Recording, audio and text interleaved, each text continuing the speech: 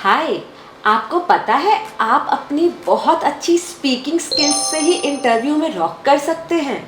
कैसे?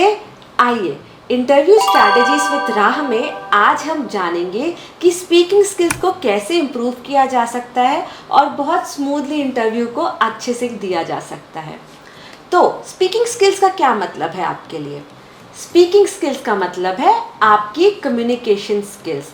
मतलब जब आप कम्युनिकेट कर रहे हैं इंटरव्यूअर्स के साथ, तो आपकी बॉडी लैंग्वेज कैसी है, फेस एक्सप्रेशन कैसा है, टोन कैसा है, माइंडसेट क्या है, किस तरह से बात करते हैं आप, ये सब कुछ आपकी स्पीकिंग या कम्युनिकेशन स्किल्स में आता है।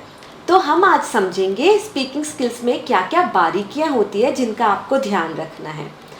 सबसे पहले, आपसे जब भी कोई क्वेश्चन पूछा जाए, पूरा आंसर आपके दिमाग में पहले से ही रेडी हो जाना चाहिए कि आप क्या बोलने वाले हैं, किस फ्लो में। मतलब पूरे आंसर का स्ट्रक्चर रेडी हो जाना चाहिए। इससे आपके टोन में कॉन्फिडेंस आएगा और आप अपनी बात को बहुत स्पष्ट रूप से बोल पाएंगे।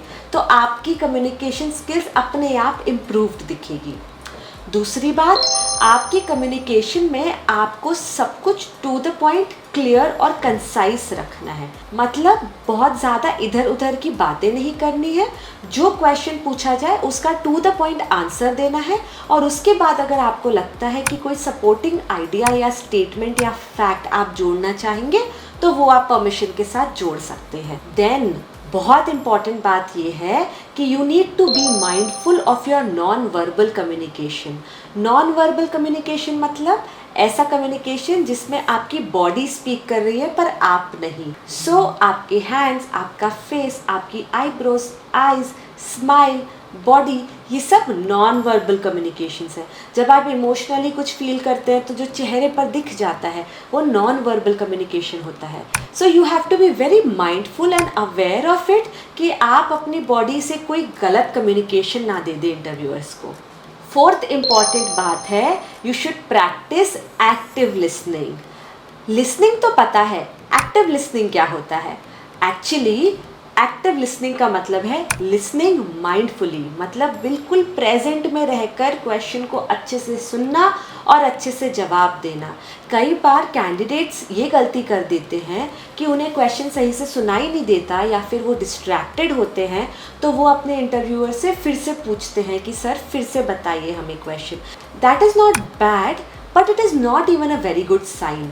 तो अगर आप एक्टिवली लिसन करेंगे, मतलब माइंडफुली अवेयर रहेंगे, प्रेजेंट में रहेंगे और ध्यान से सुनेंगे, तो यह ज़रूरत पड़ेगी नहीं जिसमें आपको इंटरव्यूअर से पूछना पड़ेगा कि सर पार्डन मी।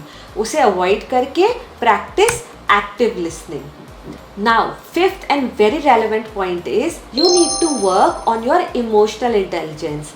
मतलब कि जब आप इंटरव्यूअर्स के साथ कम्युनिकेट कर रहे हैं तो उस कम्युनिकेशन में ये भी हो रहा है कि दो ह्यूमंस एक दूसरे से बात कर रहे हैं, राइट? या फिर 5 ह्यूमंस एक दूसरे ह्यूमन से बात कर रहे हैं। तो जब ह्यूमंस इंटरैक्ट करते हैं इमोशंस बीच में आते हैं, right? So you need to address the emotions in the room and you need to be aware of them and act on them properly. Emotional intelligence के टॉपिक पर हम डिटेल में अच्छे से बात करेंगे, so don't worry about it. अपने tone का ध्यान रखिएगा, अपनी बॉडी लैंग्वेज का ध्यान रखिएगा और कम्युनिकेशन को अच्छे से एस करिएगा।